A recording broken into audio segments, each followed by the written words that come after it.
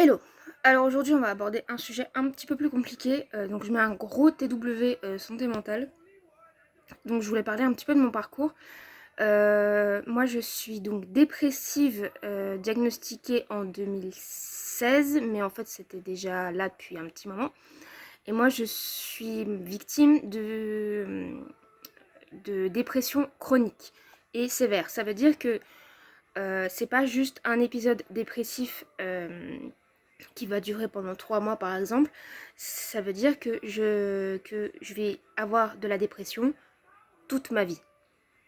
Donc depuis 2016 et même à mon avis depuis mes 14 ans, donc 2014, ouais 2013-2014, je suis victime de dépression. C'est un trouble qui est vachement chiant, on va pas se mentir. Et moi c'est aussi la dépression sévère, donc ça veut dire que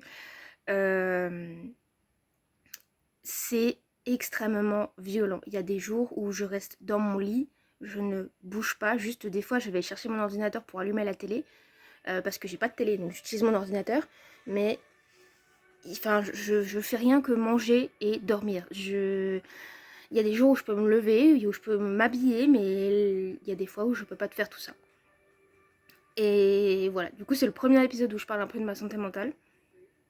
Si ça peut parler à d'autres personnes, vous n'êtes pas seul.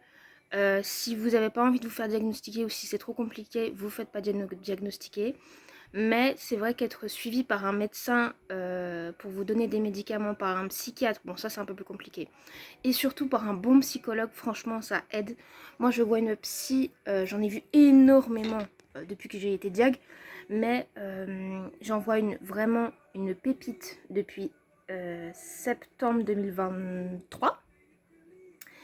Et j'ai jamais autant avancé avec une psychologue, vraiment. Genre, pourtant, je suis passée par des moments hyper compliqués là ces derniers mois, mais j'ai jamais autant avancé pour autant avec elle. C'est quand tu trouves la bonne personne, celle avec qui tu as du bon feeling, enfin, c'est une perle quoi. Donc voilà, si jamais vous avez aussi ce trouble-là, ou vous pensez que vous l'avez, vous n'êtes pas seul. Faut surtout ne jamais penser ça. On est, à mon avis, malheureusement, on est des milliers, peut-être même des millions, je ne le souhaite pas, mais bon, à vivre la même chose. Et vous n'avez pas à vous sentir seul.